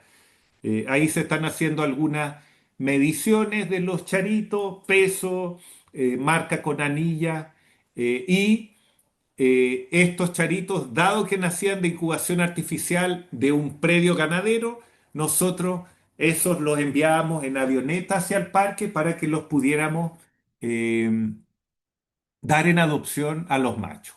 Contábamos con la colaboración, fuimos gradualmente en todo el proceso involucrando a la Policía de Frontera, Carabineros de Chile, quienes en el pasado obviamente no interactuaban bien con la especie, pero dado que ellos están ahí en el territorio, se fueron gradualmente involucrando en estas acciones. Aquí quiero hacer una pausa para compartirle un video, a ver si me resulta. Eh, Vamos a ver aquí. Voy a poner el video. Si tiene audio, doctor, lo comparte con audio para que... Ya. Veamos si resulta la operación. Ok, pausa. Ya. Y ahora lo debería compartir. Share. Este. Díganme si se ve la imagen. La tengo en pausa para ponerle play. Sí se ve. ¿Sí? Ya. Aquí, antes de ponerle play, entonces, aquí tenemos un grupo de charitos que nacidos en incubación artificial proveniente de un medio silvestre de otra población que se los queremos dar en adopción al macho del centro de reproducción que está con los charitos que él ha incubado naturalmente dentro del encierro, ¿ya? Era la primera vez que lo hacíamos, teníamos nuestros temores de cómo iba a reaccionar el macho y cómo iba a ser el proceso. Esos que van ahí son los que se dan en adopción y el macho rápidamente ellos emiten un llamado y el macho, como por un tema hormonal, se acerca, fíjense cómo baja la cabeza y los pequeños lo que hacen es integrarse al resto del grupo. Entonces, ellos más que seguir al papá, siguen a los otros charitos, a los, digamos, hijos verdaderos de ese macho, ¿ya? Entonces, esto facilitó enormemente este proceso. Nosotros, la primera vuelta en que incubamos huevos, no teníamos machos que pudieran recibir en adopción, los criamos a mano y obviamente tuvimos fenómenos y conductas de impronta que resultaron inadecuadas para efectos de generar animales que sean de buena, que tengan una buena conducta para ser liberados. Aquí el mismo grupo ya integrado. Y aquí lo importante, al final de este día, lo que tenemos que ver es que el padre tiene que estar echado al final del día con todos sus polluelos juntos, porque en el fondo ellos son extremadamente dependientes del papá, son incapaces de termorregular, no tienen plumas que le den aislación térmica y por lo tanto si no duermen la primera noche debajo de su padre van a morir, ¿ya? Entonces por eso es tan importante asegurarnos de que estén totalmente, digamos, debajo del papá. Eh, ¿Se ve mi pantalla? ¿Sí? Seguimos viendo el video. Ah, ya. Entonces, sí, me equivoqué ahí. Vamos a parar de compartir y vamos a volver a la...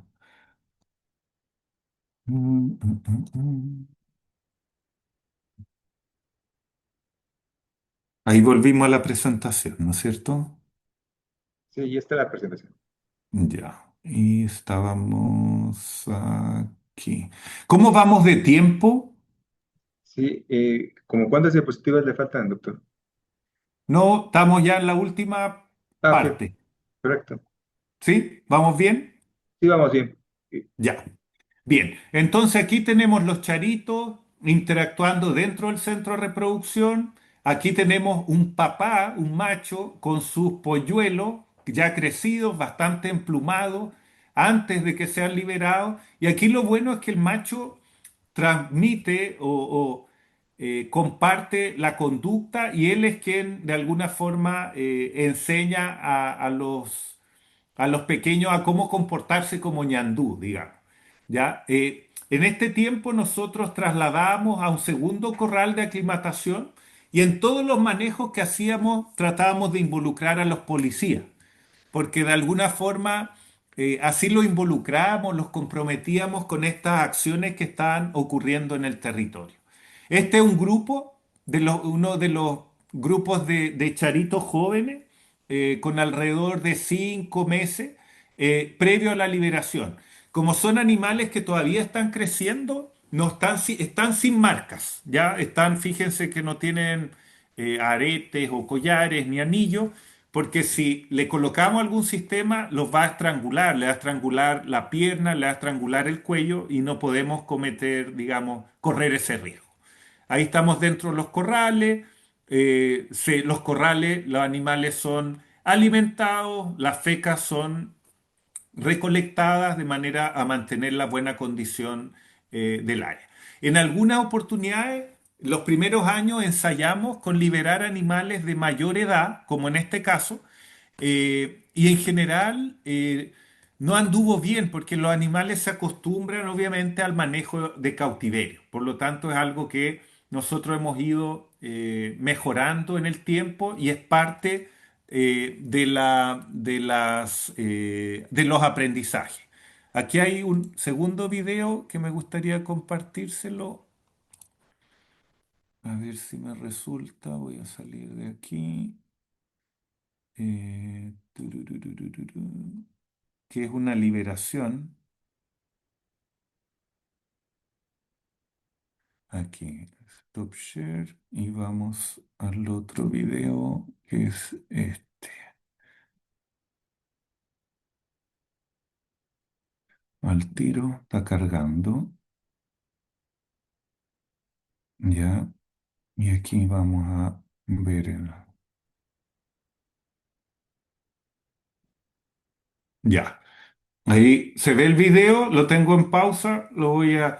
Esta es una liberación desde uno de los corrales de aclimatación. Vale decir que en todas las liberaciones invitamos a la comunidad, a los vecinos, a estar presentes ahí y de alguna forma vamos, digamos, también haciendo parte a los vecinos, a la comunidad en general, de este esfuerzo de restauración que se va produciendo al interior del Parque Nacional y que en definitiva lo que busca es revertir o impedir que esta población se extinga localmente, ¿ya? Y dar un impulso a las acciones de rewilding en el Parque Nacional, ¿ya? Tradicionalmente en los parques nacionales existía bastante poco manejo de la fauna y este trabajo que se ha venido haciendo tiene que ver con cambiar un poco el foco, ¿no es cierto? Y diversificar las acciones de conservación dejándolas no solo restringidas a la conservación tradicional de esperar que la naturaleza se recupere, sino que acelerar estos procesos a través del fortalecimiento poblacional, ¿ya? Aquí muy importante, en todas las operaciones que hacemos, en todos los operativos, involucramos a los pilotos de la aeronave, al servicio de parques, a CONAF, a practicantes, al servicio de vía silvestre. Y esto es fundamental cuando desarrollamos programas de restauración, ¿ya? Aquí hay fotografías de momentos de liberación al medio silvestre dentro del Parque Nacional y estos son animales que monitoreamos en el medio silvestre con collares, con marcas. También en otros lugares del parque lo que hacemos es remover cercos que conforman barreras físicas y con cámaras trampa podemos detectar lugares o de paso habitual que hacen estas especies y generamos estos verdaderos pasos de fauna que no solo lo ocupa el ñandú, lo ocupan los guanacos, lo ocupan una serie de otras especies nativas. Aquí me gustaría brevemente comentarles cómo a partir de las liberaciones que las iniciamos el año 2017 y a la fecha llevamos más de 100 animales liberados, como 160, hemos logrado eh, una tendencia, una tendencia a la recuperación de la población, pero no ha sido fácil y no ha sido lo rápido que nosotros esperábamos. Y esto tiene que ver con los predadores naturales. Yo les decía que en varios casos nosotros no somos capaces de marcar individualmente, salvo que sean animales más grandes. Por lo tanto, lo que hacemos es trabajar con el número poblacional, con los conteos de la población, que son nuestro mejor indicador de cómo van las cosas. Aquí en esta imagen, el área amarilla era la que originalmente, digamos, ocupaban y el área roja es hasta donde hemos logrado que hayan aumentado. O sea, se han establecido en nuevas áreas dentro del Parque Nacional, han aumentado en más de un 30% el área de distribución original y linealmente han avanzado algo así como 15 a 20 kilómetros hacia el oeste. ¿Ya? Esa línea blanca punteada es el avance que hemos logrado dentro del parque. Algo que ocurrió este año, de lo cual estamos sumamente, digamos, orgullosos y que fue fruto de una colaboración que hicimos binacional entre Chile y Argentina. Es que hicimos la primera translocación binacional de fauna silvestre. Esto, en este caso, fueron animales capturados en el medio silvestre en Argentina, que fueron aclimatados, que fueron cuarentenados y que luego fueron trasladados hacia Chile, ¿ya? Y aquí hay un videíto que a ver si nos funciona la tecnología. Vamos a ver si... Oh, no me lo tomó como link, pero vamos a ponerlo aquí para ver si nos deja ver. Ah, aquí está el...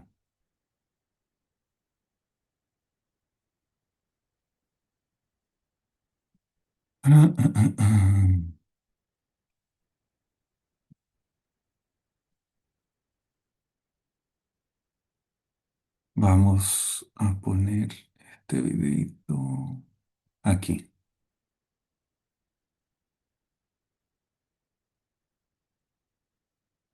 Aquí va.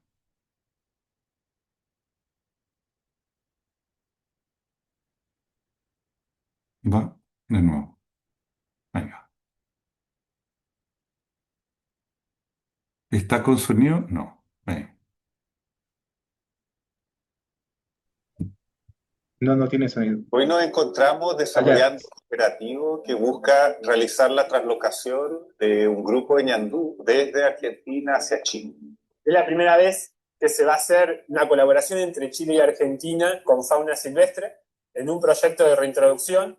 Hay un trabajo colaborativo de ambos países para, desde una población saludable y numerosa que existe en Argentina, en la provincia de Santa Cruz, inyectarlo al proceso de recuperación de la población de ñandúes en el Parque Nacional Patagonia en Chile. Esta instancia yo creo que es el claro ejemplo de lo que significa rewilding together. Es trabajar entre fundaciones que potencian el rewilding y hacerlo en conjunto. Esperamos que se pueda replicar tanto en ambos países como en otros países de Sudamérica.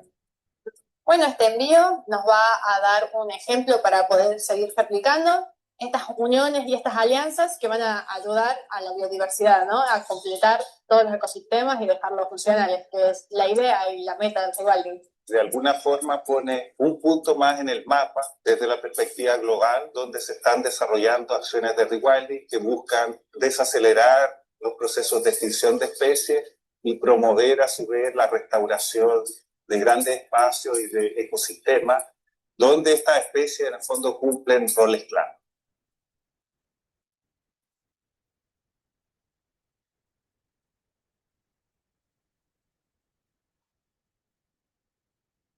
Ahí. Muy bien. Vamos a acá y volver a la presentación para ya llegar a la última parte. Entonces, este para nosotros era algo que estuvimos trabajando arduamente. ¿Se ve ahí? Sí, sí, Sí, ya. Estuvimos trabajando, tuvo un proceso de planificación bastante arduo. Imagínense lo que es poner de acuerdo servicios de aduanas, policía, agentes de aduana, autoridades de la fauna de ambos países, autoridades sanitarias del punto de vista de la sanidad animal. Se hicieron cuarentenas, chequeos de influenza, de Newcastle, etcétera. Entonces, muy importante, pero en el fondo es parte de el esfuerzo detrás de diversificar las vías de aporte de individuos para fortalecer una población deprimida a partir de una población que se encuentra en buen estado, en este caso desde Argentina. ¿Ya? Eso quería un poco compartirles con ustedes, que nos parece que si se fijan, partimos criando charitos y hoy día estamos en una etapa bastante más avanzada donde logramos la colaboración entre países, y a partir de estos individuos traslocados de Argentina y también algunos machos del centro de reproducción en cautiverio, esta temporada por primera vez liberamos animales adultos con collares GPS y que nos han permitido entender, cuantificar los movimientos que ellos hacen. Y esto son algunos de los mapas que hemos construido a partir de la información rescatada en terreno de estos collares y que dan cuenta de, digamos, del área que han ocupado, que ha variado ahí entre las 4.000 hectáreas hasta un poquito menos de 10.000, pero que no han habido grandes diferencias entre, ejemplo, machos que provienen del cautiverio con machos que provienen del medio silvestre, con individuos adultos. Entonces, eso es algo interesante al momento de tomar decisiones de qué animales, digamos, emplear o considerar en un programa de reintroducción. El fin último tiene que ver con restituir relaciones, en lograr que tengamos ñandúes coexistiendo, conviviendo, generando conductas primigenias, conductas originales con los guanacos, conductas de evasión de predadores y, digamos, cumpliendo sus roles ecosistémicos dentro de estas áreas, teniendo como escenario inicial los parques nacionales, pero no restringiéndolo ni limitándolo a ellos, sino que también pensando en espacios privados, que muchas veces tenemos privados con intereses, con ganas de diversificar lo que hacen o de incorporar, digamos, a la vida silvestre, a las acciones que ellos desarrollan. Estas son algunas láminas que hemos desarrollado con fines educativos para programas con las escuelas, con estudiantes, algunas infografías que dan cuenta de la biología, de la ecología de la especie y también hemos compartido nuestros aprendizajes en instancias que tienen que ver con grupos especialistas en ratites, como es la Asociación de Zoológicos y Acuarios, que tiene un grupo especializado en ratites, y ahí hemos compartido nuestros aciertos y desaciertos, y también hemos hecho lo propio en un libro, en una compilación que cada cierta cantidad de años hace la UICN, que se llama el Global Conservation Translocation Perspectives, donde en el fondo presentamos las primeras etapas de nuestro programa a fin de contar cómo nos ha ido, qué cosas han resultado, qué no, parte de lo que yo hoy día les he ido compartiendo. Y quisiera, por último, compartirle un último video, si es que no estamos cortos de tiempo. No sé si estamos, nos quedan un minuto todavía. Bueno, ya estamos sobre el tiempo, doctor, pero compártalo. Dice, Ya, a ver si voy a... El último, y les pido las disculpas del caso por pasarme en el tiempo, pero es como las ganas de querer mostrar más de la cuenta, ¿ah? Querer compartir más de lo que se viene haciendo y a ver si resulta aquí. Mm, Ya, aquí está. A ver si nos... Ahí lo tengo en pausa. Turururu. Ya, y aquí para compartir.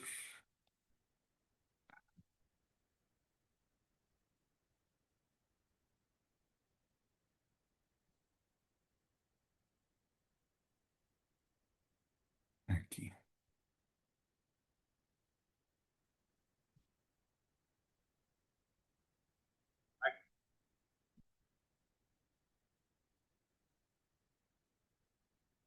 Aquí está el grupo de ñandúes o choiques que fueron traslocados desde el sector del Parque Patagonia en Argentina. Estas aves han cumplido su periodo de cuarentena, han finalizado ese periodo y hoy se suman en el proceso de recuperación de esta población en esta zona del Parque Nacional Patagonia.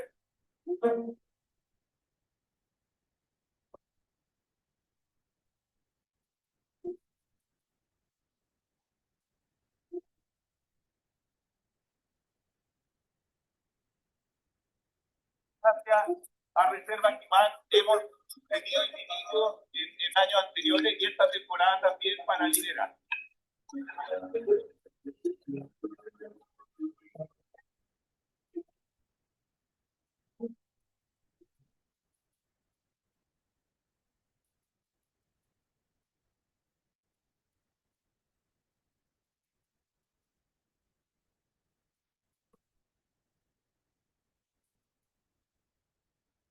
animales más grandes del grupo portan collares GPS y con eso vamos monitoreando la magnitud de estos desplazamientos y el éxito que ellos están teniendo en la naturaleza.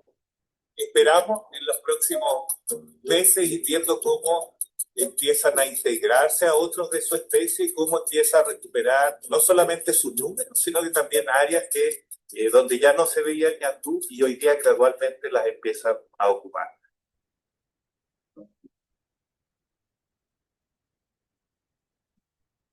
Muy bien, entonces con eso dejo de compartir y eso era lo último que quería compartir con ustedes. Muchas gracias, doctor Cristian, por su excelente conferencia, por todo lo que nos brindó, por su tiempo, por conectarse, porque, bueno, todos nuestros invitados, el doctor justamente en este momento está también en Santiago, en Chile, y sí, y bueno, tiene muchísimas felicitaciones, va a todo su equipo, todo su trabajo, y bueno, le cedo la palabra a la doctora Kathleen. Excelente plática, doctor, muy completa, muchas felicidades de todos los que estuvimos escuchándolo, pero desgraciadamente ya se acabó el tiempo. Entonces, si nos hace favor de poner en el chat dónde pueden comunicarse con usted por si tienen interés en seguirlo. Sí, voy a poner el sitio web, rewildingchile.org. Entonces, el sitio web y las redes sociales, ahí por Instagram, en el fondo, ahí compartimos mucho de lo que hacemos, no solo en lo de ñandú, sino que desde un aspecto amplio, el rewilding. Así que cordialmente invitados a que nos sigan, a que compartan sus inquietudes, agradecidos de su invitación y de la posibilidad de compartir lo que venimos haciendo. Muchísimas felicidades. Suena fácil, pero es un trabajo que requirió mucho esfuerzo personal, sobre todo. Sí, y de un equipo. O sea, así como comentario final, un poco, no pasa solo por la teoría, por solo el conocimiento, sino que pasa muchísimo por las relaciones humanas, pasa por la colaboración y, digamos, y persistir en el tiempo, porque al final ninguno de estos proyectos son de fácil implementación. Así que ese es el llamado o lo que quisiera compartir ahí para que todos lo puedan llevar como experiencia. Muchísimas gracias. Esperamos volver a contar con su colaboración y pues desgraciadamente se nos terminó el tiempo. Gracias a todos por asistir y nos vemos en la última conferencia. Sí, muchas gracias, doctor Cristian. Un gusto conocerlo y que nos haya acompañado en este ciclo de conferencias. Y reitero justamente la invitación con la doctora Kathleen para que nos pueda acompañar en otros eventos. Sí, de todas maneras, muy agradecido y felicitaciones por el trabajo que están haciendo. Sí. Muchas gracias, doctor. En cuanto suba el video, le mandaré la constancia y por aquí seguimos en comunicación. Que tenga muy buena tarde. Hasta luego, doctor. Igualmente, que esté muy bien. Gracias. Sí, y la Chao, siguiente chao. y última conferencia la tendremos el martes 23 de septiembre y tendremos a la doctora Sonia Antonieta Gallina Tesaro del Instituto de Ecología con Restauración Ecológica, Estrategias de Manejo y Monitoreo de Venados en Áreas Naturales Protegidas y Unidad UMAS también. Entonces, ya sería nuestra última conferencia de ese 2025 y gracias por su acompañamiento en todo este ciclo. Que tengan bonita tarde a todas y todos y seguimos en comunicación.